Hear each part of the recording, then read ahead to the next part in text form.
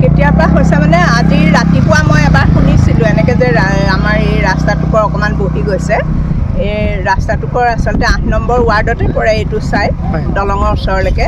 কিন্তু এই কামটো মানে ৰেলৱে বিভাগৰ কাম।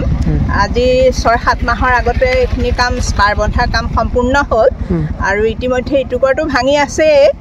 এই নেৰানেপেৰা বৰষুণৰ ফলতে সম্ভৱ মানে এতিয়া এই তলফালে বহি গ'ল গোটেই হেৰিটো। কিন্তু এইটো অতি ভয়াৱহ অৱস্থাত আছে। প্ৰায় মানুহে ইয়াৰ ওপৰতে মানে স্পাৰটোৰ ওপৰতে বহি কথা চথা পাতি থাকে।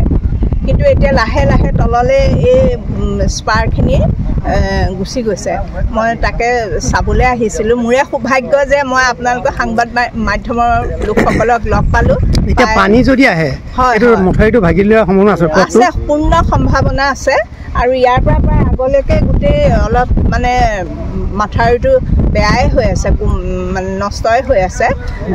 যদি পানী বাগৰি যায় তেতিয়া মানে ভাঙিব। ইয়াৰ আগতো 2022 চনৰ যি বানপানী হৈছিলে এইখিনিতে গোটেই নদীৰ সোঁতটো মানে পিছফাললৈ গুচি গৈছিলে, আওপকীয়াকৈ গুচি গৈছিলে। এতিয়া হয়তো যদি পানী ভৰ হয় তেতিয়াহ'লে গোটেই ৰহা টাউনখনেই ইয়াৰ পৰা মানে সমস্যাত পৰিব লাগিব, বানপানীৰ সমস্যাত। ৰেল বিভাগৰ কোনো আহিছে নেকি? ৰেল বিভাগৰ এতিয়ালৈকে আহিছে নাই গম পোৱা নাই।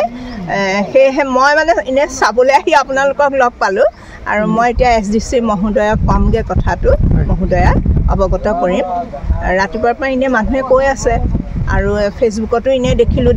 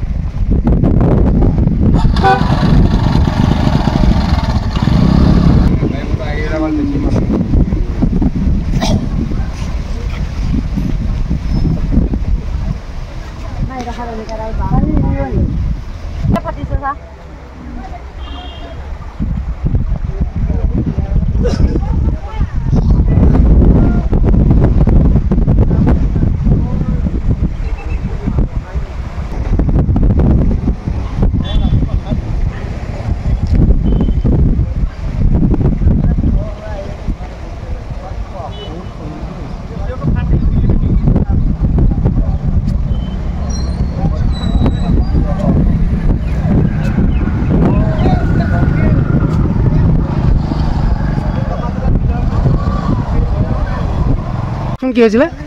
ৰাতিপুৱা আমি তৎক্ষণাতে মানে আহি দেখা পাইছোঁ, শুই উঠি দেখা পাইছোঁ যে গোটেই ৰাস্তাটো ওপৰত ফাট মেলিছে। ফাট মৰাৰ লগে লগে ৰাতিপুৱা এইটো গোটেইটো খহি গৈছে। এতিয়া গোটেই খহি যোৱাৰ বিনিময়ত আমি এতিয়া ৰাস্তা কাণৰ ঘৰৰ মানুহ, যদি কেনেবাকৈ এই ৰাস্তাটো খহি যায় আমি ক'ত যাম বা আমি ক'ত থাকিম? আমাৰ মানে অকণমান ৰাইজৰ ফালৰ পৰা সহায় সহযোগিতা প্ৰতিষ্ঠান দিব, চৰকাৰে প্ৰটেকশ্যন দিব পৰা কাৰণে আমি সেইটো চৰকাৰৰ ওচৰত অনুৰোধ জনাইছোঁ। আৰু পানী আহিলেতো আমাৰ অসুবিধা হ'ব। আমি এতিয়া ৰাস্তাটো খহি গ'লে আমি কেনেকৈ থাকিম?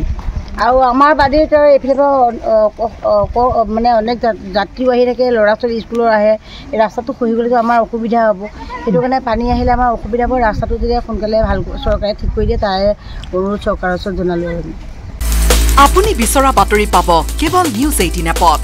নিউজ 18 এপ ডাউনলোড কৰিবলৈ স্কেন কৰক এই QR কোড। গুগল প্লে ষ্টৰতো পাব এই নিউজ 18 এপ।